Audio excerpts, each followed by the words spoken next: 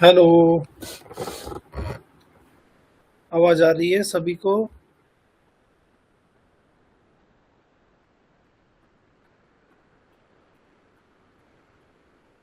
चलिए कल का थोड़ा हम डिस्कस कर लेते हैं जो हमने कल पढ़ा था।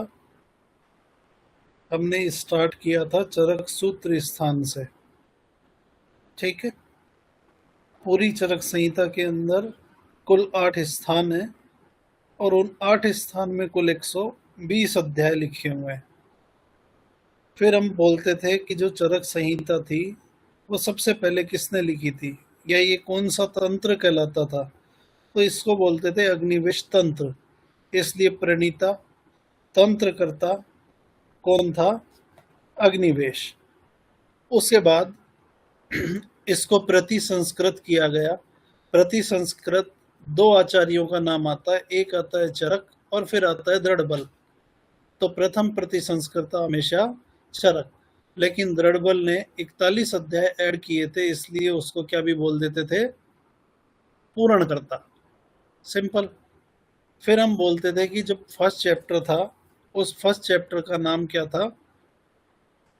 फर्स्ट चैप्टर का नाम था दीर्घ जीवितीय अध्याय। ठीक।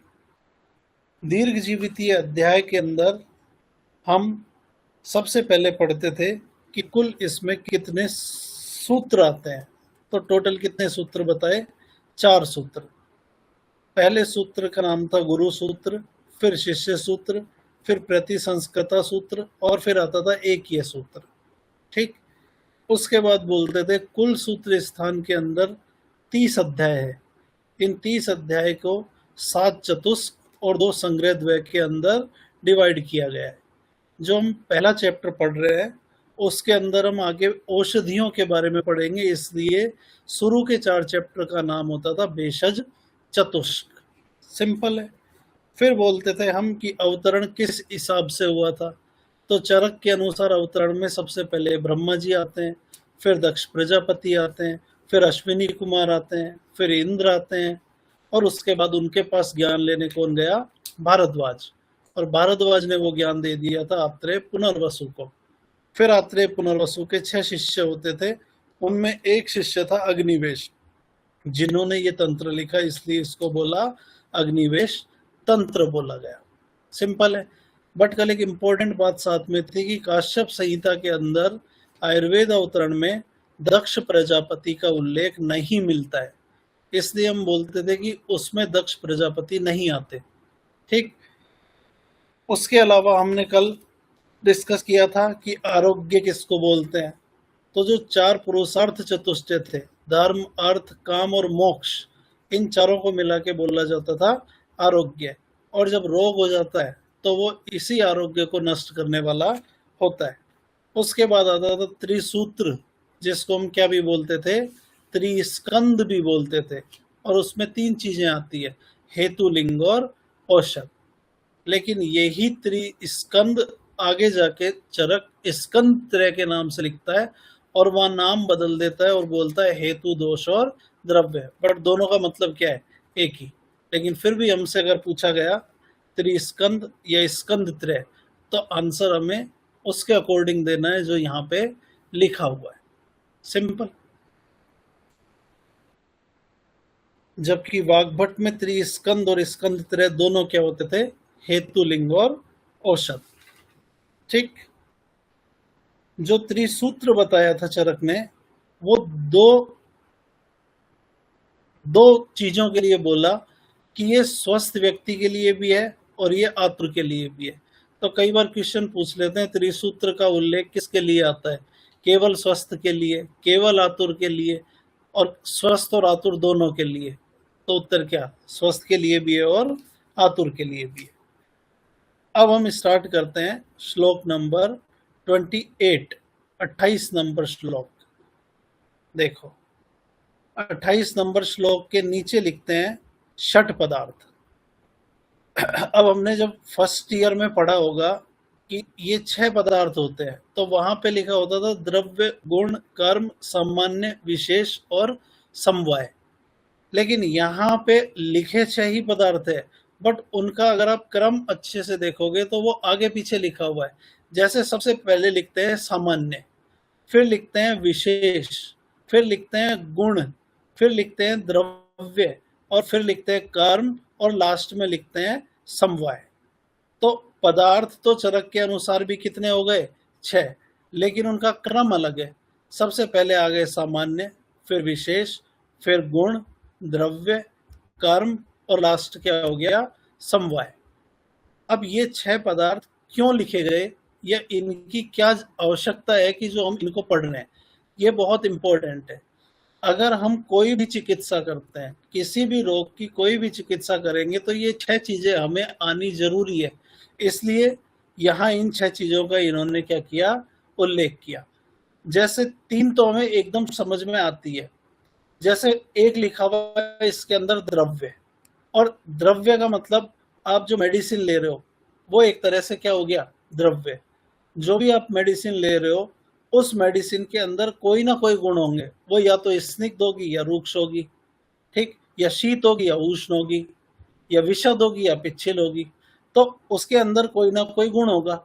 इसका मतलब द्रव्य के अंदर होते हैं क्या? गुण। और अगर गुण हैं तो आप अगर स्निग्ध का सेवन कर रहे हो तो वो पक्का किसको बढ़ाने वाला है? कफ को। आप रूक्ष का सेवन कर रहे हो तो वो किसको बढ़ाएगा? वात को। इसलिए ये गुण जो स्निग्ध रूक्ष आदि गुण है वो आपके शरीर में दोष के ऊपर काम करते हैं। इसका मतलब कुछ ना कुछ काम वो अंदर जाके करेंगे। इसलिए इन 6 पदार्थ के अंदर क्या आ गया? कर्म। तो 3 चीजें तो सिंपल सी है, हमें समझ में आती है कि ये 3 चीजें तो हम सेवन करते हैं इसलिए। लेकिन यहाँ 2 नाम और लिखे, एक सामान्य लिखा है और एक विशेष लिखा है।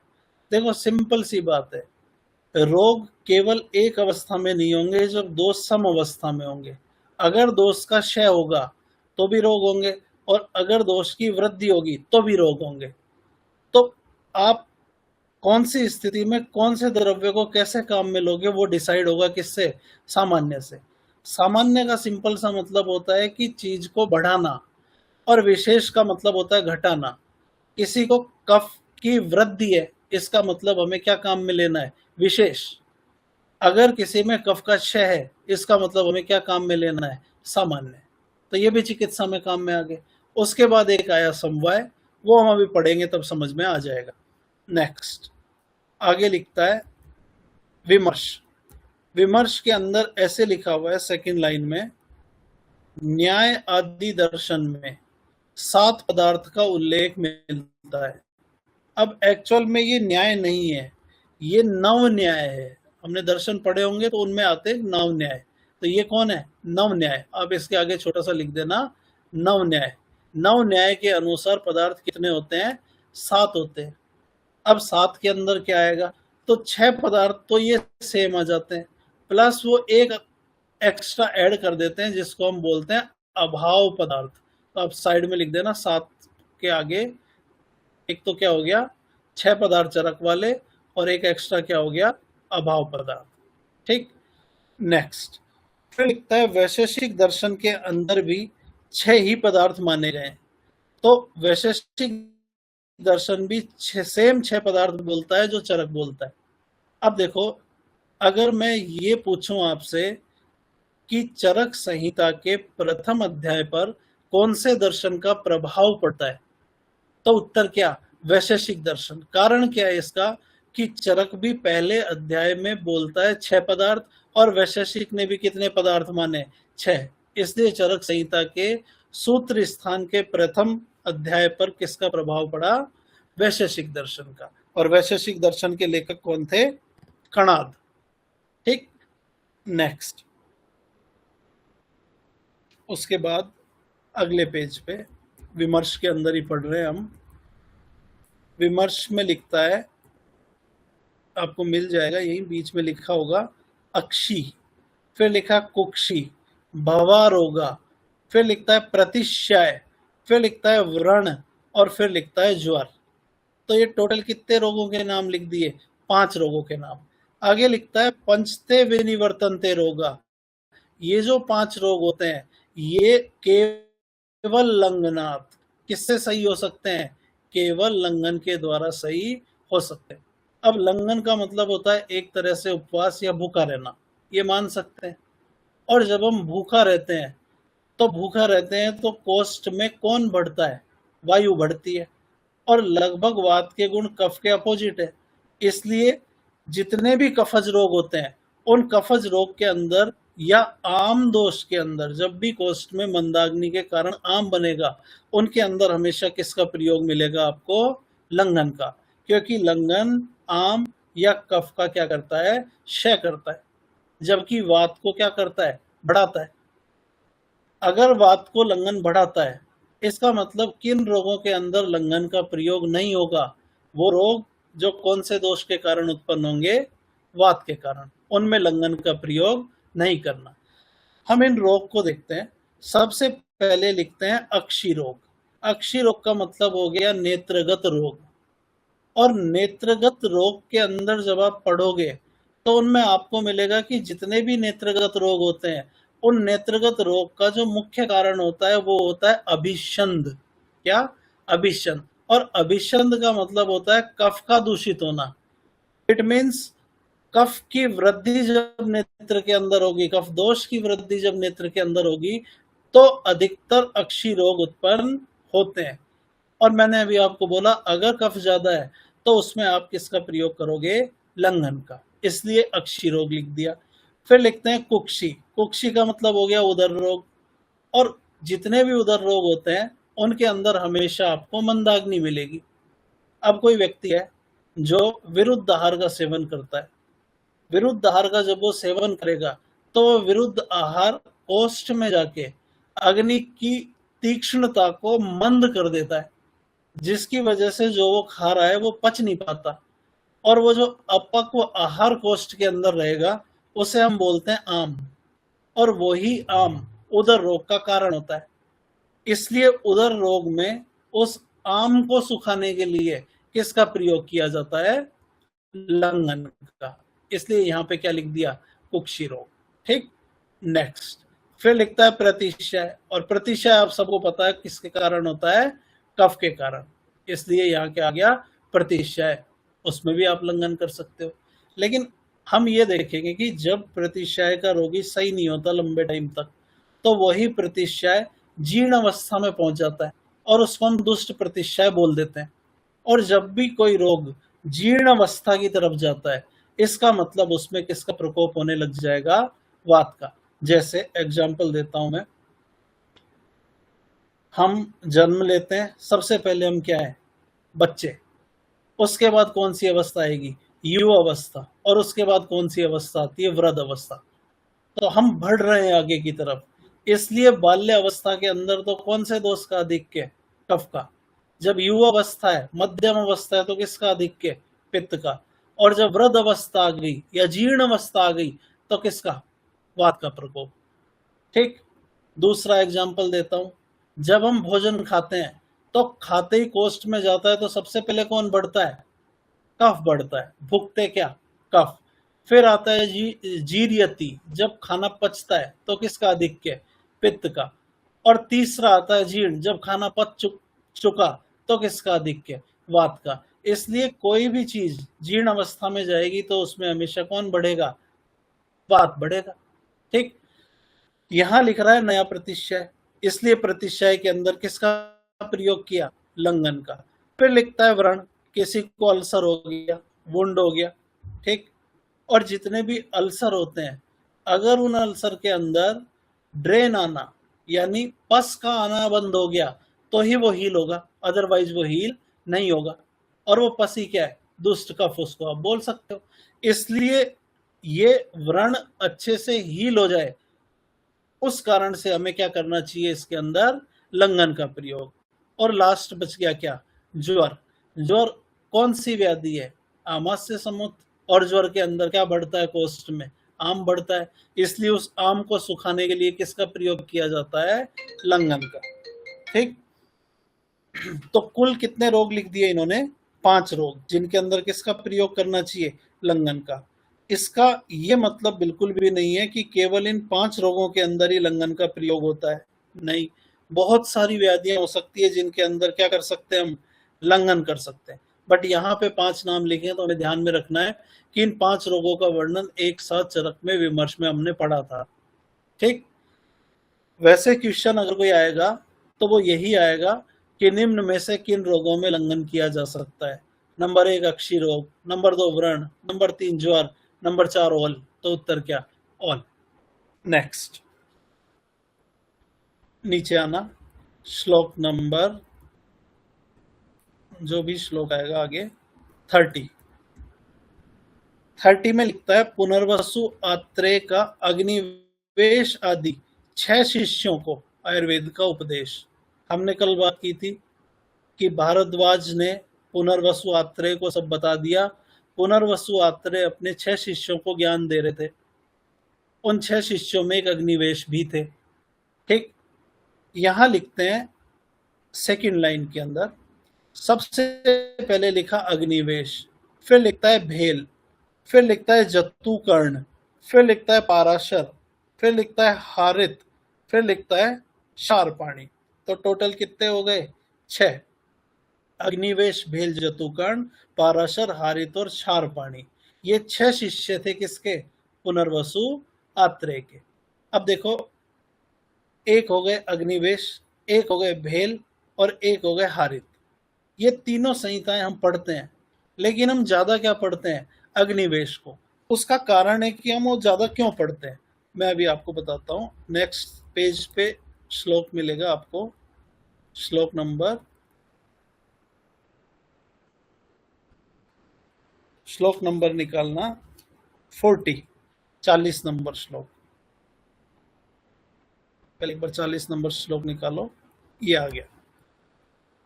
ऐसे लिखते हैं, अथ अग्निवेशेन प्रमुखान, अग्निवेश के मुख से विविशुर ज्ञान देवता, निशान लगाना ज्ञान देवता के ऊपर, ज्ञान देवता ने प्रवेश ले लिया था। ज्ञान देवता ने प्रवेश लेने का मतलब है कि इनमें कुछ अलग बात थी बाकी के 5 शिष्यों की तुलना में, इसलिए इनकी संहिता ज्यादा अच्छी है और ज्यादा हम पढ़ते हैं। और वो 8 ज्ञान के देवता क्या थे? पहले लिखता है बुद्धि, कि बाकी जो 5 शिष्य थे उनकी तुलना में इनमें बुद्धि ज्यादा थी। दूसरे लिखते हैं सिद्धि, तीसरा लिखता है स्मृति, स्मृति का मतलब स्मरण शक्ति, कि कितना ज्यादा किसी को याद रह सकता है, उसका मतलब क्या होता है? स्मृति। फिर लिखता है मेधा, मेधावी मतलब मेहनती थे। ठीक, फिर लिखता है धृति, फिर लिखते हैं कीर्ति, फिर लिखते हैं क्षमा और फिर लिखते हैं दया। तो ये टोटल जब हम काउंट करते हैं तो कितने हो गए? 8। इसका मतलब 8 चीजें बाकी आचार्यों की तुलना में अग्निवेश के पास ज्यादा थी, इसलिए अग्निवेश ज्यादा ज्ञानी थे, इसलिए उन्होंने अग्निवेश तंत्र लिख दिया और वो अग्निवेश तंत्र ज्यादा प्रचलित हुआ। अब इंपॉर्टेंट बात यह है कि क्वेश्चन जो आएगा वो 2 तरह से आ सकता है। यहां से पहला क्वेश्चन आ सकता है कि ज्ञान के देवता कितने हैं, तो कितने हुए? 8। दूसरा आ सकता है निम्न में से कौन ज्ञान का देवता नहीं है, 3 इनके अंदर से कोई भी लिख के दे देंगे और चौथा कोई अलग ऑप्शन दे देंगे। इसलिए ये इंपॉर्टेंट है, हमें इनको याद करके रखना है। बुद्धि, सिद्धि, स्मृति, मेधा, धृति, कीर्ति, क्षमा और दया। ठीक, वापस उसी श्लोक पे।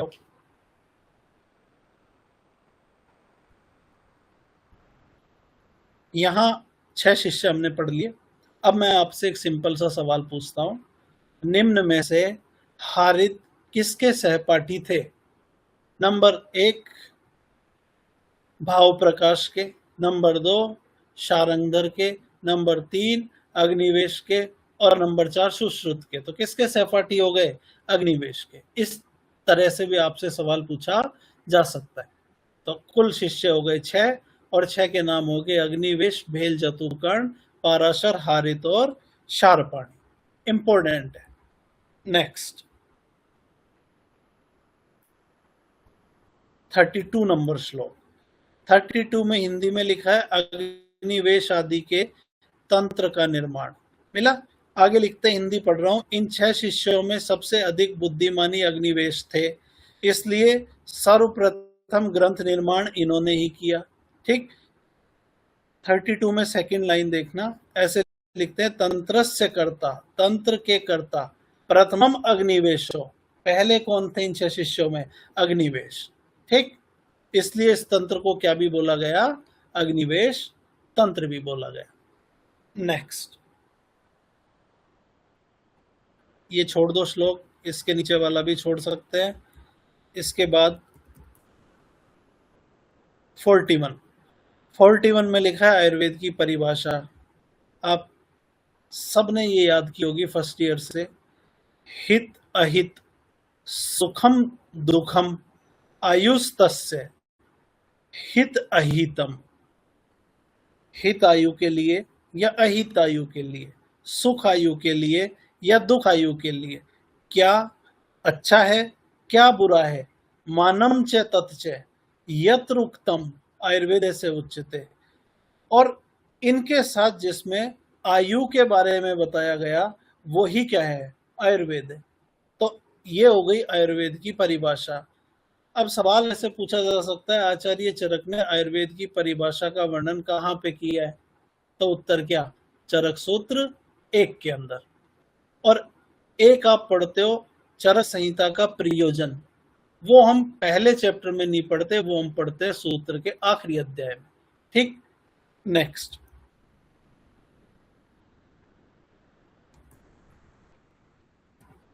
फिर लिखते हैं आयु के लक्षण। ये इंपॉर्टेंट श्लोक है, यहां से बहुत बार क्वेश्चन पूछा जाता है।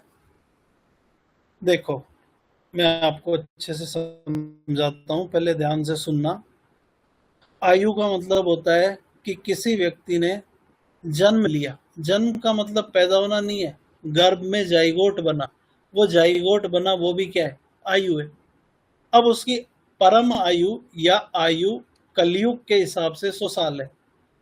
मृत्यु उसकी कभी भी हो सकती है, नियत भी हो सकती है, नियत काल में भी हो सकती है। लेकिन हम आयु एक्चुअल में बोलेंगे किसको? आयु का मतलब कुछ भी नहीं है, जो पंच महाभूत होते हैं, तो पंच महाभूत जब आत्मा से जुड़ते हैं उसे ही हम क्या बोल देते हैं? आयु बोल देते हैं। ऐसा क्यों कि इन 6 को जुड़ने पे ही आयु बोला गया?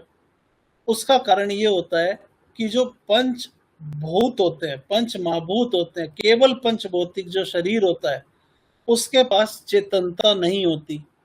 चेतनता केवल एक ही चीज दे सकती है और वो होती है आत्मा। इसलिए उसका श्वास लेना या उसका भोजन करना या उसमें ब्लड सर्कुलेशन होना, ये सब पहले किस पे डिपेंड करेंगे? आत्मा के ऊपर। जब तक आत्मा अटैच नहीं होगी तब तक उसके अंदर आयु नहीं आएगी, क्योंकि चेतनता ही कौन देता है? आत्मा देती है। ठीक, जैसे एग्जाम्पल के लिए आपके घर पे एसी लगा हुआ है, ठीक, आपके घर पे बोर्ड भी लगा हुआ है लाइट का, ठीक, आपने एसी के प्लग को बोर्ड में डाल दिया, लेकिन अगर लाइट नहीं है तो एसी नहीं चलेगा। इट मीन्स वो जो लाइट है वो इस एसी को चेतनता दे रही है। ऐसे ही इस पंचभूत को चेतनता कौन देता है? आत्मा। ठीक, तो जब आत्मा और पंचमहाभूत जुड़ेंगे तो उसकी आयु निर्धारित हो जाएगी, यानी वो जन्म लेने के लिए तैयार है। ठीक, यहां लिखते हैं शरीर। शरीर का मतलब हो गया, समझाने के लिए बता रहा हूं, वही पंच महाभूत। फिर लिखते हैं इंद्रिय, फिर लिखते हैं सत्व। ठीक, अब एक्चुअल में तो ये तीनों चीजें एक साथ हो गई, शरीर हो गया, इंद्रियां हो गई और मन हो गया, प्लस पीछे लिखता है आत्म संयोगो। किसका संयोग?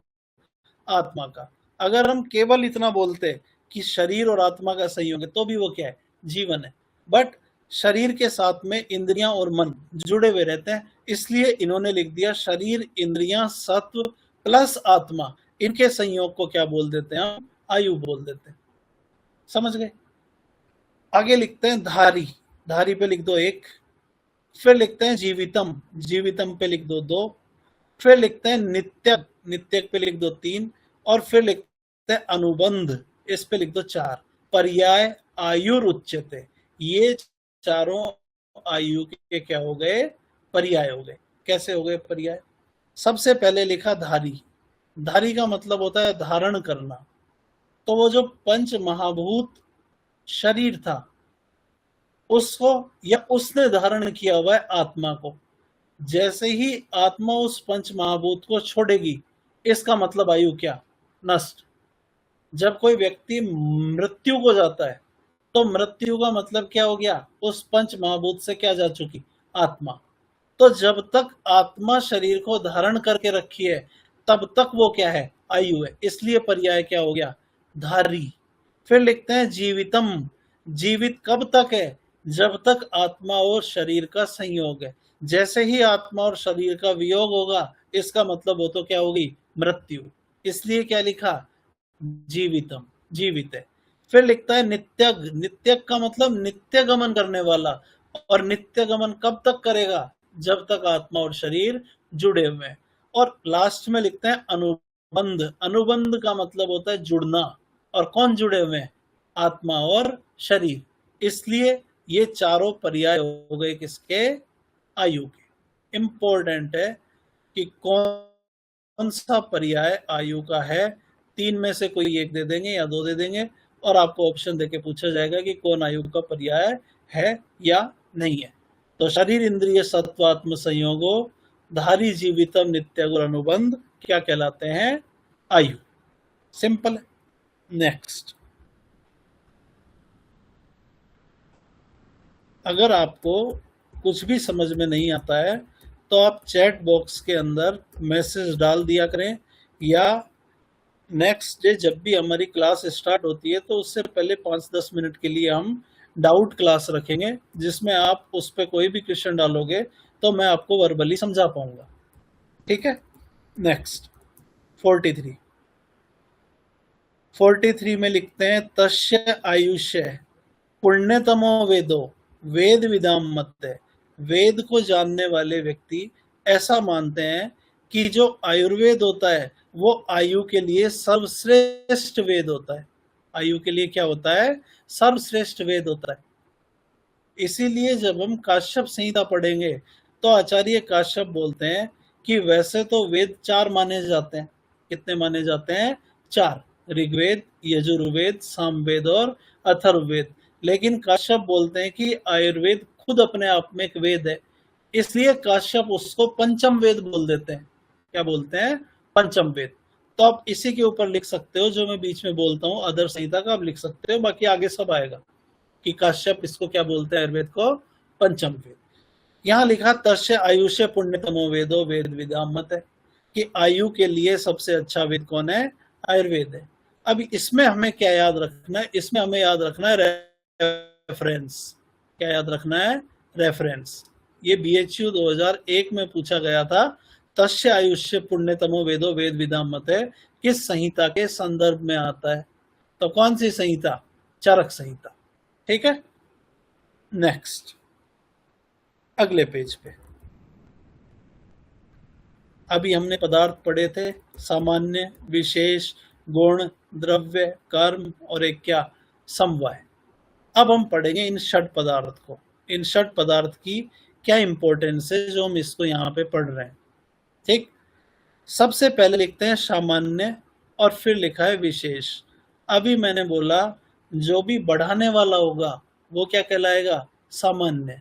और जो भी घटाने वाला होगा वो क्या कहलाएगा? विशेष। ठीक। जैसे मैं आपको एक एग्जाम्पल देता हूं, सिंपल एग्जाम्पल देता हूं। आपके पास एक गिलास पानी है और एक आपके पास जलती हुई आग है। ठीक। अगर मैं पानी के अंदर पानी मिलाऊंगा तो पानी की मात्रा बढ़ेगी, लेकिन अगर मैं उस पानी को आग के ऊपर रखूंगा तो वाष्प बन के उड़ेगा। इसका मतलब अगर मैं मिलाऊंगा तब तो वृद्धि होगी, और अगर मैं विपरीत गुण वाले एक साथ लाऊंगा तो उसका ह्रास होगा, क्षय होगा। इट मीन्स अगर क्षय होगा तो वो कहलाएगा क्या? विशेष। और अगर वृद्धि होगी तो वो क्या कहलाएगा? सामान्य। सिंपल है। इसलिए लिखता है सर्वदा, हमेशा, सर्वभावानाम, सभी भावों की सामान्य वृद्धि कारण। सामान्य क्या करता है? वृद्धि करता है। यहां इंपॉर्टेंस है वृद्धि की। और हम एक सिंपल सी बात में अभी बोल चुके हैं कि अगर किसी भी चीज को बढ़ाना होगा तो सामान्य काम में आएगा, और अगर किसी चीज को घटाना होगा तो क्या काम में आएगा? वृद्धि। घटाना होगा तो क्या काम में आएगा? विशेष। इसलिए पीछे लिखते हैं हास हेतु, हास के लिए विशेष तस् क्या काम में आता है? विशेष काम में आता है।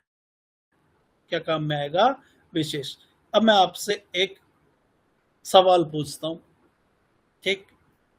सवाल सिंपल सा है कि किसी व्यक्ति में शुक्र की कमी है, ठीक, और हम उसको क्षीरपान कराते हैं या उसको हम घृतपान कराते हैं, तो शुक्र बढ़ेगा कि कम होगा?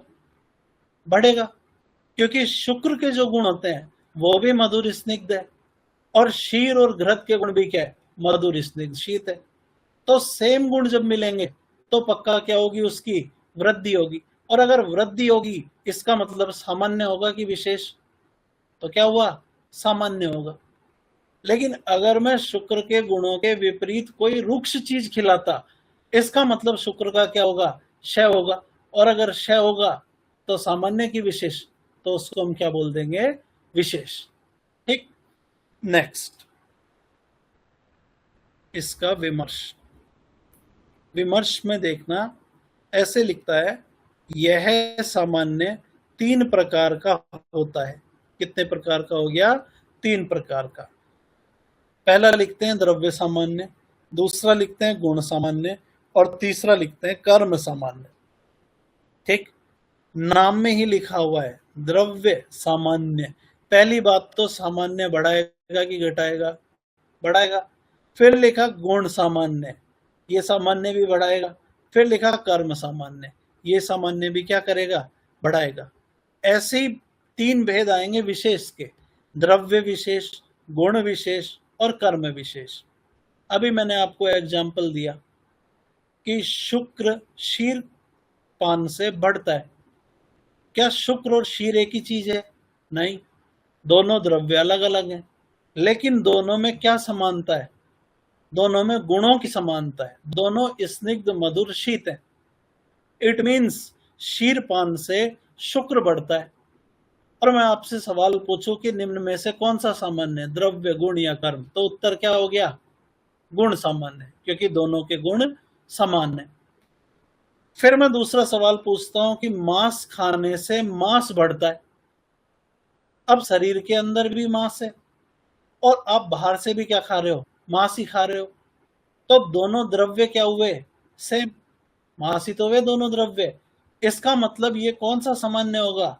द्रव्य की गुण? तो उत्तर क्या? द्रव्य सामान्य, क्योंकि दोनों द्रव्य क्या है? सेम है, इसलिए कहलाएगा द्रव्य सामान्य। यहाँ दोनों के गुण समान थे, इसलिए क्या कहलाया था? गुण सामान्य। और तीसरा लिखता है कर्म सामान्य। नाम में लिखा है कर्म। कर्म का मतलब आपको खाना नहीं है, आपको कुछ काम करना है। जैसे मुझे पूरे दिन सोना है, ये क्या हो गया? कर्म हो गया। मुझे दौड़ना है, ये क्या हो गया? कर्म हो गया। और एक सिंपल सी बात है, अगर हम दौड़ेंगे तो कौन बढ़ेगा? वात बढ़ेगी। और अगर हम दिवा स्वप्न करते हैं, ज्यादा सोते हैं, तो कौन बढ़ता है? कफ बढ़ता है। ठीक। अब मैं आपसे सवाल पूछता हूं, आपको केवल उत्तर देना है कि ये सामान्य है या विशेष है। क्वेश्चन इतना है कि वात वृद्धि के अंदर अगर हम दिवा स्वप्न करते हैं, इट मीन्स क्या? विशेष, क्योंकि आप क्या कर रहे हो? बढ़ी हुई बात को कम कर रहे हो, इसलिए क्या करवाया? दिवा स्वप्न करवा दिया। ठीक। अभी नीचे आ जाएंगे सारे एग्जाम्पल। लिखते हैं द्रव्य सामान्य। लिखता है मांस खाने से मांस बढ़ता है। क्यों बढ़ रहा है मांस? क्योंकि दोनों के अंदर ही द्रव्य तो सेम है, इसलिए कौन सा सामान्य हो गया? द्रव्य सामान्य। फिर इसके नीचे, इसी के नीचे 2-3 लाइन छोड़ेंगे तो लिखा हुआ है गुण सामान्य। मिला? ये लिखते हैं दूध और घी खाने से शुक्र की वृद्धि होती है। अगर वृद्धि है इसका मतलब क्या हो गया? पक्का सामान्य। और क्यों हुई वृद्धि? क्योंकि दोनों के अंदर ही मधुर, स्निग्ध, शीत आदि गुण होते हैं, इसलिए ये शुक्र को बढ़ाते हैं, क्योंकि दोनों के गुण समान होते हैं, इसलिए ये कौन सा सामान्य हुआ? गुण सामान्य। फिर देखना तीसरा लिखते हैं नीचे, कर्म सामान्य। मिला? कर्म सामान्य। कर्म सामान्य में लिखते हैं वायु का कर्म चंचल होता है, इसलिए दौड़ने से वायु बढ़ती है। अगर बढ़ रही है इसका मतलब सामान्य की विशेष वृद्धि हो रही है, तो क्या? सामान्य। लेकिन यहां ये दौड़ रहा है, दौड़ने में कोई द्रव्य गुण काम थोड़ी आया, ये तो कर्म कर रहा है, इसलिए ये कौन सा सामान्य हो गया? कर्म सामान्य। ठीक। अगर हम इसी को उल्टा बोल दें कि जो व्यक्ति पूरे दिन सोता था, कफ आधिक्य वाला था, स्थूल्यता वाला था, वो अगर दौड़ता है तो उसका कफ क्षय होगा, कम होगा, और अगर ह्रास होगा, इसका मतलब वो क्या हो गया? विशेष। कौन सा विशेष? कर्म विशेष। ठीक।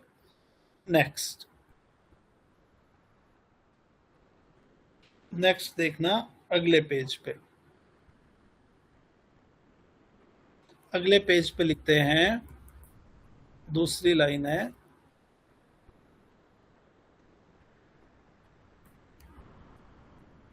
एकत्व बुद्धि को उत्पन्न करने वाला सामान्य, ऐसे ऐसे करके लिखा हुआ है। मिला? अभी हमने बोला सर्वदा सर्वभावानाम सामान्यम वृद्धि कारणम। वृद्धि करने वाला कौन होता है?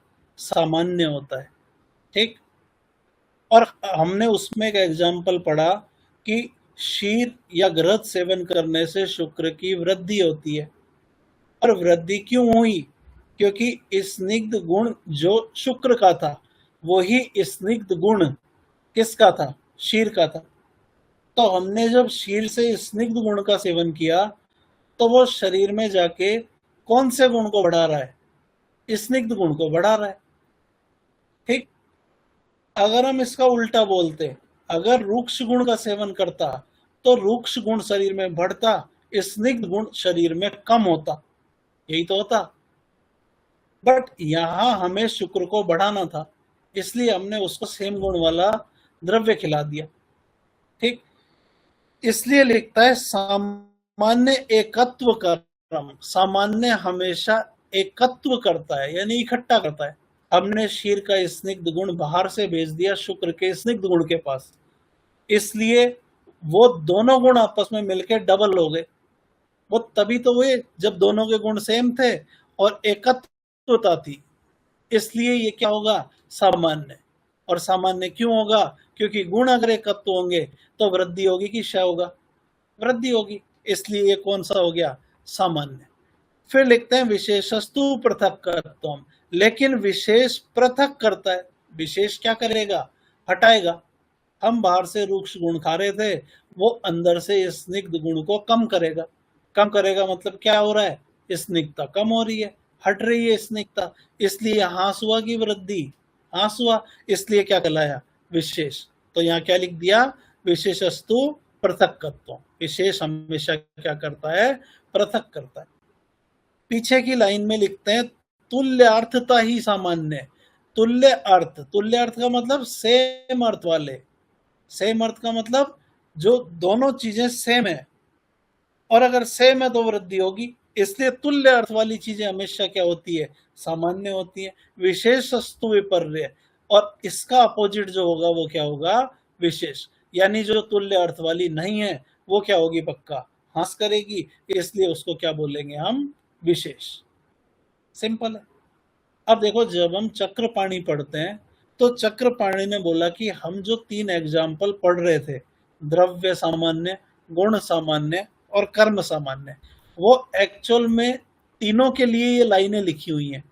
जैसे सबसे पहली हमने लाइन पढ़ी थी, सर्वदा सर्वभावानाम सामान्यम वृद्धि कारणम। इसके ऊपर आप लिख सकते हो द्रव्य सामान्य।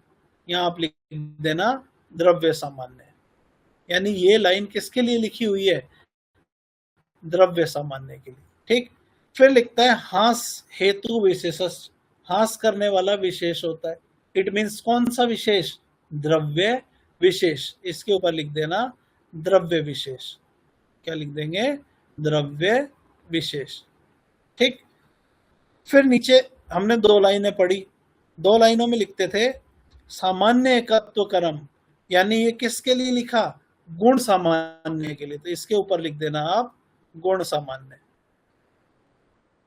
ठीक, फिर पीछे लिखते हैं विशेषस्तु पृथक्कत्वम, यानी ये लाइन किसके लिए लिखी होगी, फिर गुण विशेष के लिए। उसके बाद लिखते हैं तुल्यार्थता ही सामान्य, तुल्य अर्थ वाले क्या कहलाते हैं, सामान्य। इट मीन्स ये तीसरे भेद के लिए लिखी होगी, कौन सा भेद है, कर्म सामान्य। और विशेषस्तु विपर्य, यानी ये किसके लिए हो गया, कर्म विशेष के लिए। ठीक, समझ में आ गया सबको, बताइए समझ आ रहा है कि नहीं आ रहा, और सिंपलेस्ट पढ़ाएं।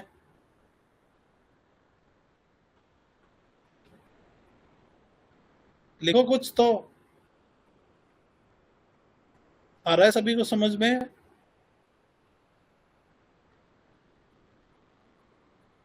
आवाज आ रही है सभी को,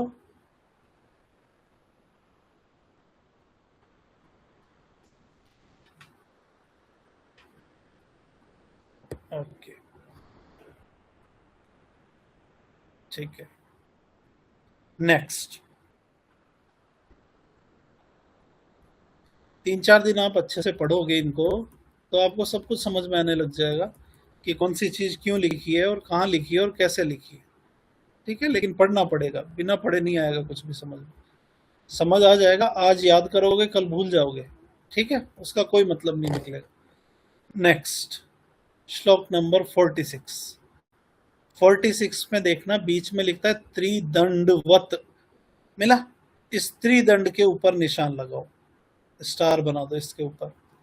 त्रिदंड का मतलब 3 डंडे, किसके 3 डंडे, किसी जीवित शरीर के 3 डंडे। अभी मैंने आपको बोला कि कोई भी व्यक्ति या कोई भी प्राणी जीवित क्यों है, क्योंकि उनमें 2 चीजें तो है ही है, क्या क्या, एक तो पंच महाभूत और एक क्या, आत्मा, तभी वो जीवित है, अदरवाइज वो जीवित नहीं है। यहां इन्होंने एक चीज और जोड़ दी, क्यों जोड़ी वो मैं बताऊंगा आपको। सबसे पहले लिखते हैं सत्व, सत्व का मतलब हो गया मन, फिर लिखते हैं आत्मा, ठीक, और फिर लिखते हैं शरीर। ठीक गया, इस पे ध्यान मत देना जीवात्मा पे, ये लिखा है शरीर। तो शरीर का मतलब तो हो गया क्या, पंच महाभूत, ठीक। आत्मा का मतलब हो गया, आत्मा आ गई जो क्या दे रही है, चेतनता दे रही है। साथ में एक चीज जोड़ दी इन्होंने, सत्व, ठीक है। हम इतना बोल सकते थे कि पंच महाभूत जैसे ही आत्मा से जुड़ता है तो वो व्यक्ति अलाइव है, इट मीन्स वो व्यक्ति जीवित है। लेकिन आत्मा में केवल मुख्य काम यही होता है कि वो शरीर को चेतनता देती है, बट वो खुद निष्क्रिय होती है, वो कोई भी काम नहीं कर सकती। हम सोच के कुछ भी करते हैं, जैसे एग्जाम्पल के लिए आपने सोचा कि 9 बजे हमारी क्लास है, आपने क्लास ज्वाइन की, ये करवाया किसने, आपके मन ने, इसलिए साथ में जोड़ देते हैं क्या, मन, समझ गए। इसीलिए इन्होंने बोल दिया कि 3 डंडे होते हैं शरीर के, सत्व, आत्मा और शरीर, ये दोनों मिलके चेतनता दे चुके हैं, प्लस पंच महाभूत आ चुका है, हाथ पैर आदि सब बन चुके हैं। लेकिन काम कब होगा, जब मन काम में आएगा तब, क्योंकि मन सक्रिय होता है, आत्मा निष्क्रिय होती है। आत्मा केवल देखने का काम करती है और केवल चेतनता देती है। जो भी हम कर रहे हैं वो सब किसके अधीन है, मन के। इसीलिए मन को जोड़ के क्या बोल दिया, त्रिदंड, ठीक। इस पे स्टार बना लेना। अब हमने यहाँ पे देखो त्रि नाम से 3 चीजें पढ़ ली। सबसे पहले हमने बोला त्रिसूत्र, उसमें 3 चीजें आती थी, हेतु, लिंग और औषध। फिर हमने बोला था त्रिस्कंद, वो भी सेम होता था। अब हम पढ़ रहे हैं त्रिदंड, उसमें कौन सी 3 चीजें आ रही है, तो सत्व, आत्मा और शरीर, ठीक। नेक्स्ट, पीछे का छोड़ दो, बहुत बार पूछा गया ये क्वेश्चन है ना। आयुर्वेद का अधिकरण भी छोड़ सकते हैं। नेक्स्ट पेज पे ऐसे लिखते हैं, द्रव्य गणना, मिला द्रव्य गणना। ठीक, इसके नीचे एक चार्ट बना होगा, दिखा एक चार्ट। इस चार्ट के अंदर लिखते हैं कारण द्रव्य, मिल गया कारण द्रव्य। नेक्स्ट पेज पे एक और चार्ट बना होगा, उस पे लिखा हुआ है कार्य द्रव्य, मिल गया। नाम में ही लिखा हुआ है कार्य द्रव्य, वो द्रव्य जो कुछ काम करते हैं वो कार्य द्रव्य कहलाते हैं। जैसे अगर हम खाना खा रहे हैं तो हमने जो अन्न सेवन किया वो कौन सा द्रव्य है? कार्य द्रव्य। हम खुद कौन से द्रव्य है? कार्य द्रव्य। ठीक, आप कोई भी औषध खाते हो वो सब क्या है? कार्य द्रव्य। आप कोई भी भस्म खाते हो वो सब क्या है? कार्य द्रव्य। जितने भी पशु पक्षी हैं उनसे जो भी हमें मिल रहा है सब क्या है? कार्य द्रव्य। तो फिर कारण द्रव्य बोलने की जरूरत कहां पड़ी? जरूरत इसलिए पड़ी कि ये जो कार्य द्रव्य है, जैसे एग्जाम्पल देता हूं, आम्लकी है, आम्लकी एक द्रव्य है। और कौन सा द्रव्य? कार्य द्रव्य है, क्योंकि आप आम्लकी का फल भी खा सकते हो, पत्ते भी खा सकते हो। बट ये आम्लकी बना कैसे? और इस सृष्टि के ऊपर जो भी कुछ बना है वो सब किससे बना है? पंच महाभूत से। हम खुद कार्य द्रव्य हैं, हम किससे बने हैं? पंच महाभूत से। बट हमारे साथ क्या जुड़ा हुआ है पंच महाभूत के साथ? आत्मा जुड़ी हुई है। इसका मतलब जो कारण द्रव्य होते हैं वो द्रव्य होते हैं जो कार्य द्रव्य की उत्पत्ति करते हैं। इट मीन्स पंच महाभूत या आत्मा अगर किसी द्रव्य में आते होंगे तो किसमें? कारण की कार्य, कारण द्रव्य के अंदर, क्योंकि उन्हीं कारण द्रव्यों के द्वारा किसकी उत्पत्ति हुई? कार्य द्रव्यों की। इसलिए अब मैं ऊपर पढ़ रहा हूं ये लाइन, इसमें लिखता है ये द्रव्य गणना। इट मीन्स हम कौन से द्रव्य पढ़ रहे हैं? कारण द्रव्य। कारण द्रव्य क्या? वो द्रव्य जो कार्य द्रव्य की उत्पत्ति कराते हैं वही क्या कहलाते हैं? कारण द्रव्य कहलाते हैं। और जितने भी कार्य द्रव्य उन सब की उत्पत्ति किससे? पंचमहाभूत से। इसका मतलब पंचमहाभूत इन कारण द्रव्यों के अंदर आता होगा। इसलिए देखो सबसे पहले लिखता है ख आदीन, ख आदि। ख पर्याय होता है आकाश का, इसका होता है आकाश का। तो ख आदि क्या हो गए? पांच महाभूत, आकाश, तेज, जल, वायु और पृथ्वी। ये पांच क्या हो गए? महाभूत। तो सबकी उत्पत्ति इनसे हुई है, इसलिए इनको किस में काउंट किया? कारण द्रव्य में। पीछे लिखता है आत्मा, हम खुद द्रव्य हैं, इसलिए हमारे लिए इन्होंने क्या ऐड कर दिया? आत्मा। फिर लिखता है मन। मैंने आपको अभी बोला था कि मन आत्मा के साथ हमेशा लेके चलते हैं, इसलिए साथ में क्या लिख दिया? मन। आप मन को खा सकते हो क्या? नहीं खा सकते हो, दिखता ही नहीं हो तो। इसलिए कौन सा द्रव्य है? कारण द्रव्य। पीछे लिखता है काल, दिशा। क्या इनको आप खा सकते हो? नहीं, इसलिए किसमें लिखा? कारण द्रव्य के अंदर।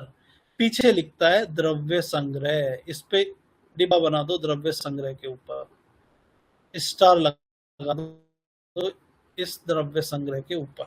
लगा दिया?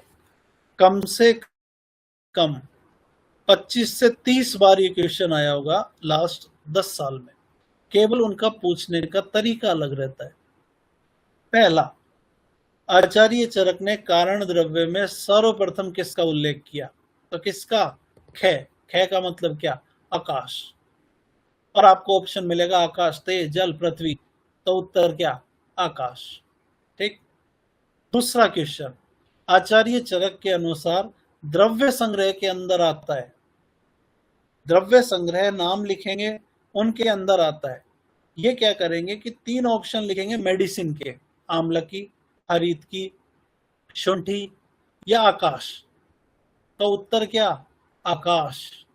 क्योंकि अभी आपको ये सिंपल लग रहा है, बट जब हम पूरी संहिता पढ़ लेते हैं तो हम मेडिसिन के नाम भी पढ़ेंगे। तो यहाँ जब आप द्रव्य संग्रह एग्जाम में देखोगे तो आपको देख के लगेगा कोई मेडिसिन के बारे में पूछ रहा होगा, बट ये द्रव्य संग्रह किसके लिए लिख रहा है? कारण द्रव्य के लिए। ठीक, इसलिए इन 9 नामों को हमें याद रखना है।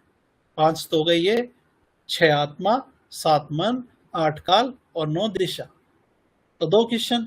तीसरा क्वेश्चन बनता है कुल कारण द्रव्य कितने होते हैं? तो उत्तर क्या? 9। टोटल कारण द्रव्य 9। ठीक, अब वो किसी भी तरह से पूछ सकता है, बट ये 3 चीजें हमें दिमाग में रखनी है। द्रव्य संग्रह, क्षय आकाश से स्टार्ट होता है, और टोटल संख्या कितनी हो गई? 9। नेक्स्ट, पीछे लिखते हैं फिर 48 में। 48 में लिखते हैं स इंद्रिय चेतन द्रव्य। जो द्रव्य इंद्रिय युक्त होते हैं वो चेतन द्रव्य है। फिर लिखते हैं निरिंद्रिय चेतनम अचेतनम। जो बिना इंद्रिय वाले होते हैं वो अचेतन होते हैं। ठीक, नाम में समझ में आ जाएगा। अचेतन मतलब जिनमें चेतनता नहीं है, चेतन मतलब जिसमें चेतनता है। जैसे हम में चेतनता है, इसलिए हम जब जन्म लेते हैं तो हम छोटे होते हैं, धीरे धीरे हम बड़े होते जाते हैं, इट मीन्स चेतनता है। पेड़ पौधे, छोटा सा पेड़ बोते हैं, धीरे धीरे वो बड़ा हो जाता है, फल आ जाते हैं, इट मीन्स वो चेतन है। लेकिन क्या क्या रस औषधियां, अबरक, माक्षिक, शिलाजतु, शस्यक, क्या ये चेतनता युक्त है? क्या नहीं होते। इसलिए वो बिना इंद्रिय वाले हैं, तो उनको क्या बोल दिया? अचेतन बोल दिया। अब आपके मन में डाउट आएगा कि सर ने अभी बोला था कि चेतनता तो कौन देती है? आत्मा देती है। मैं अभी भी यही बोल रहा हूं कि चेतनता कौन देती है? आत्मा देती है। बट हम यहां पे ये पढ़ रहे हैं कि स इंद्रिय चेतन द्रव्य, इंद्रिय युक्त चेतन द्रव्य होते हैं। अगर हम ये बोलते कि आत्मा युक्त होते हैं चेतन द्रव्य, हम गलत नहीं है, हम सही बोल रहे हैं। जब तक आत्मा नहीं है तब तक इंद्रिय कुछ कर नहीं पाएगी। ठीक, बट सवाल जो बनाता है वो सवाल इस अकॉर्डिंग बनाता है कि इस संहिता में क्या लिखा है। इसलिए हमें इस बात को विशेष ध्यान रखना है कि चेतन द्रव्य के लिए चरक ने क्या बोला? स इंद्रिय चेतन द्रव्य। अब आपसे क्वेश्चन पूछ ले, चरक के अनुसार चेतन द्रव्य होता है इंद्रिय युक्त, आत्मा युक्त, मन युक्त, कोई नहीं। तो आपको उत्तर क्या करना पड़ेगा? इंद्रिय युक्त। क्यों? क्योंकि यहां पे लिखा हुआ है। बट ये 100% है कि जब तक आत्मा नहीं होगी तब तक चेतनता हो ही नहीं सकती। इसलिए हमें आगे जब पढ़ेंगे तो हमेशा वो मिलेगा कि आत्मा ही चेतनता देने का काम करती है। बट यहां इन्होंने लिख दिया स इंद्रिय चेतन द्रव्य, तो हमें बोलना पड़ेगा स इंद्रिय चैतन्य द्रव्य और निरिंद्रिय अचेतन्य द्रव्य। ठीक, तो मैं वापस रिपीट कर देता हूं। कारण द्रव्य कुल 9 होते हैं। कारण द्रव्य वो होते हैं जो कार्य द्रव्य की उत्पत्ति में काम में आते हैं। इसलिए कारण द्रव्य के अंदर पंच महाभूत और आत्मा आते हैं। ठीक, और शुरुआत किससे होती है? क्षय या आकाश से। ठीक, स इंद्रिय चेतन द्रव्य कहलाते हैं, निरिंद्रिय अचेतन द्रव्य कहलाते हैं। ठीक, यहां इन्होंने वापस से लिख दिया चार्ट बना के, कारण द्रव्य टोटल कितने हो गए? 9। ठीक है, नेक्स्ट विमर्श। विमर्श में लिखते हैं कार्य द्रव्य। कार्य द्रव्य, इसके एक चेतन और एक अचेतन, 2 भेद होते हैं। अगर हम हड़ताल मने शिला खा रहे हैं, इट मीन्स कौन सा द्रव्य? चेतन की अचेतन? अचेतन द्रव्य। अगर हम शुंठी खा रहे हैं, हम मांस खा रहे हैं, इट मीन्स कौन सा द्रव्य? चेतन द्रव्य। सिंपल। आगे लिखते हैं पुनः चेतन द्रव्य के 2 भेद होते हैं। एक लिखता है अंतश्चेतन और एक लिखता है बहिरंतश्चेतन। मिला? नाम में लिखा है केवल जिसके अंदर चेतना होती है और जिसके बाहर और अंदर दोनों तरफ चेतना होती है। 2 भेद हो गए। क्यों 2 भेद लिखने पड़े? क्या आप पेड़ को थप्पड़ मारते हो, क्या आप पेड़ को काटते हो, वो प्रतिकार करता है क्या कोई? आपको उल्टा मारता है? नहीं, क्योंकि उसके बाहर कोई चेतना नहीं है। लेकिन आप किसी मनुष्य को, किसी जानवर को मारते हो तो वो प्रतिकार कर सकता है। इट मीन्स उसमें अंदर भी चेतना है और बाहर भी चेतना है। इसका मतलब जितने भी पेड़ पौधे आएंगे वो सब क्या होंगे? अंतश्चेतन। और जितने भी प्राणी आएंगे वो सब क्या होंगे? बहिरंतश्चेतन। इसीलिए चैतन्य द्रव्य के कितने भेद किए इन्होंने? 2। ठीक, नेक्स्ट,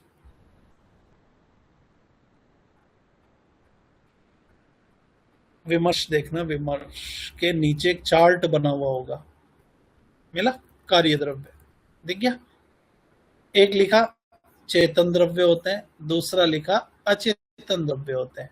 अचेतन का मतलब हो गया मिट्टी हो गई, हड़ताल हो गया, मनयशिला, पारद, गंधक, अबरक, सब क्या है? अचेतन। पर्वत, पहाड़, मिट्टी, सब क्या है? अचेतन। ठीक। दूसरी तरफ लिखा चेतन। इसके दो भेद थे, अंतश्चेतन, बहिरंतश्चेतन। अंतश्चेतन में केवल अंदर चेतना थी, बाहर चेतना नहीं थी, इसलिए पेड़ पौधे आते थे, इसलिए क्या लिख दिया? उद्भिद। दूसरी तरफ लिखता है बहिरंतश्चेतन, क्योंकि इनके अंदर बाहर दोनों तरफ चेतना है, इसलिए इसके अंदर क्या लिख दिया? जांगम, यानी क्या? जीव जंतु। ठीक। इन जीव जंतु के चार प्रकार हो गए। जरायुज, जिनकी उत्पत्ति प्लेसेंटा से होती है। अंडज, एग से जिनकी उत्पत्ति है। स्वेदज, स्वेद से जिनकी उत्पत्ति है। और उद्विज, मिट्टी फोड़ के जो बाहर आते हैं। ये इनके हो गए क्या? चार टाइप। यानी ये चार तरह के प्राणी इस धरती पे मिलते हैं, या तो वो जरायुज होगा, या वो अंडे से उत्पन्न हुआ होगा, या स्वेद से उत्पन्न होगा, या उद्विज होगा। ऐसे ही चार भेद हो गए उद्भिद के। एक लिखा वनस्पति, एक लिखा विरुद्ध, एक लिखा वनस्पत्य, एक लिखा औषधि। आपने देखा होगा कुछ पेड़ ऐसे होते हैं जिनमें केवल फल आते हैं, कुछ पेड़ ऐसे होते हैं जिनमें फल भी आता है, फूल भी आता है। कुछ पेड़ ऐसे होते हैं जिनकी लताएं होती है, बेल होती है। कुछ पेड़ ऐसे होते हैं जो आज उत्पन्न किए और 6 महीने बाद खुद से नष्ट हो गए, जैसे गेहूं, खुद से 6, 7, 10 महीने बाद नष्ट हो जाता है। तो ये चार ही टाइप हो सकते हैं पेड़ पौधों के, इसलिए लिख दिया वनस्पति, वनस्पत्य, विरुद्ध, और एक क्या आ गया? औषध। विरुद्ध का मतलब होता है लताएं। क्या कहलाता है? विरुद्ध, लताएं। ये अभी आगे आएगा थोड़े टाइम बाद, जब हम इसी फर्स्ट चैप्टर में पढ़ेंगे तो वनस्पति वनस्पत्य में क्या अंतर होता है। तो द्रव्य दो हो गए, कारण द्रव्य, कार्य द्रव्य। कारण द्रव्य होते हैं टोटल 9, ये कार्य द्रव्य की उत्पत्ति में कारण होते हैं, इसलिए कार्य द्रव्य आ गए 2, चेतन या अचेतन। चेतन पुनः दो प्रकार के, या तो बहि अंतश्चेतन या केवल अंतश्चेतन। अंतश्चेतन मतलब हो गया पेड़ पौधे, और बहिरंतश्चेतन का मतलब हो गया जांगम। ये जांगम चार प्रकार के हो सकते हैं, या तो प्लेसेंटा से, या एग से, या श्वेत से, या फिर उद्विज। और ऐसे ही उद्भिद अंतश्चेतन चार प्रकार के हो सकते हैं, या तो वनस्पति है, केवल फल आएगा, या वनस्पत्य है, फल और फूल दोनों आएंगे, या विरुद्ध है, लता है, या औषधि है। जैसे गेहूं औषधि है, जैसे गिलोय विरुद्ध है, जैसे गुल्लर उसमें केवल फल आता है इसलिए वनस्पति, जिसमें फल फूल दोनों आते हैं, जैसे आम का पेड़, इसलिए वो क्या कहलाएगा? वनस्पति। समझ गए? इसलिए इन्होंने क्या किए? चार चार भेद किए हैं। ठीक। चलो ये और कर लेते हैं। श्लोक ऐसे लिखता है हिंदी में, गुण। हमने सामान्य पढ़ा, हमने विशेष पढ़ लिया, अब हम पढ़ रहे हैं तीसरा गुण। कुछ हमने बीच में द्रव्य पढ़े थे, वापस से आगे द्रव्य की परिभाषा आएगी, उससे पहले हम पढ़ रहे हैं गुण। सबसे पहले लिखता है सार्थ। सार्थ का मतलब हो गए अर्थ, जैसे कि आपकी 5 ज्ञानेंद्रियां हैं। चक्षु इंद्री, चक्षु इंद्री मतलब हो गया नेत्र। नेत्र किसको कर रही है ग्रहण? रूप को। तो वो जो रूप हुआ वो क्या कहलाया? अर्थ कहलाया। जैसे नासा इंद्री, ग्रहण इंद्री, नासा इंद्री नहीं है, ग्रहण इंद्री, वो नाक में है, वो किसको ग्रहण कर रही है? गंध को, इसलिए वो क्या है? गंध, अर्थ है। आपकी अक्षी या नेत्र ने किसी चित्र को देखा, वो चित्र आपके मन के पास गया, इट मीन्स मन के पास क्या गया? इंद्रिय के माध्यम से कोई अर्थ गया है। तो टोटल कितनी ज्ञान इंद्रियां? 5, इसलिए अर्थ भी कितने होंगे? 5, इसलिए से अर्थ। से अर्थ का मतलब कुल कितने हो गए अर्थ? 5। ठीक। फिर लिखता है गुरु आदि। गुरु आदि का मतलब होता है गुरु लघु, स्निग्ध रुक्ष, ठीक, उष्ण शीत, विशद पिच्छिल।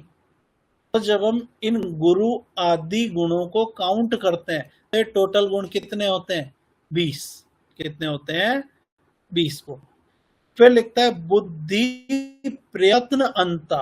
बुद्धि से शुरू होता है और प्रयत्न पे अंत होता है। तो बुद्धि, सुख, दुख, इच्छा, द्वेष और प्रयत्न, ये टोटल होते हैं 6, जिनको हम बोलते हैं आध्यात्मिक गुण। कौन से गुण? आध्यात्मिक गुण। आगे आएगा। और लास्ट में लिख दिया परादीय, पर आदि, पर, अपर, युक्ति, संख्या, संयोग। ये जब हम टोटल परादी गुण पढ़ेंगे तो वो आएंगे कितने? 10। कितने आएंगे? 10। तो जब हम इनको काउंट करते हैं तो कुल कितने हो गए? 25, 35 और 6 जोड़ने के बाद कितने हो गए टोटल? 41। कितने हो गए? 41। इसका मतलब चरक के अनुसार कुल कितने गुणों का वर्णन किया गया है? 41 गुणों का। ठीक। इन 41 गुणों के 4 हिस्से हैं। एक तो हो गया इंद्रिय गुण, एक हो गया गुरुवादी गुण, एक हो गया आध्यात्मिक गुण और एक हो गया परादी गुण। टोटल कितने हो गए? 41। बट जब हम योगेंद्र नाथ सेन पढ़ते हैं, एक संहिता आती है, एक आचार्य आते हैं योगेंद्र नाथ सेन, वो बोलते हैं कुल गुण 42 होते हैं। कितने होते हैं? 42 होते हैं। वो क्या काम करते हैं कि चरक के 41 गुण लेते हैं और उसमें एक ऐड कर देते हैं, क्या? मन। क्या ऐड कर देते हैं? मन। तो कितने हो गए? 41 प्लस 1 मन बराबर 42। तो योगेंद्र नाथ सेन के अनुसार गुण कितने हो गए? 42। लिख लेना इसको, योगेंद्र नाथ सेन के अनुसार गुण कितने हो गए? 42। फिर हम एक पढ़ते हैं अष्टांग हृदय। अष्टांग हृदय बोलते हैं कि मैं और कोई गुण नहीं मानता, मैं केवल एक गुण मानता हूं, और वो है गुरुवादी गुण। और गुरुवादी गुणों की संख्या कितनी होती है? 20। इसका मतलब अष्टांग हृदय के अनुसार गुणों की संख्या कितनी हो गई? 20। फिर आते हैं अष्टांग संग्रह। वो बोलते हैं मैं गुरुवादी तो मानता हूं, साथ में कुछ गुण और मानता हूं, और वो कुछ गुण होते हैं 7, और टोटल जोड़ते हैं तो वो हो जाते हैं 27। तो अष्टांग संग्रह के अनुसार कितने हो जाएंगे? 27। तो आप याद कैसे रखोगे? 6 से संग्रह और 6 से 27। तो अष्टांग संग्रह के अनुसार तो 27, जबकि अष्टांग हृदय के अनुसार कितने होते हैं? 20। और वो 20 कौन से गुण है? केवल गुरुवादी गुण। चरक के अनुसार कुल हो गए 41, जबकि योगेंद्र नाथ सेन बोलते हैं कितने? 42 गुण। ठीक। नेक्स्ट, बाकी चलो अपन करेंगे इसको कल। आप इतना पढ़ते रहना और डेली का डेली पढ़ना है तो सब समझ में आता जाएगा। ठीक है? ओके।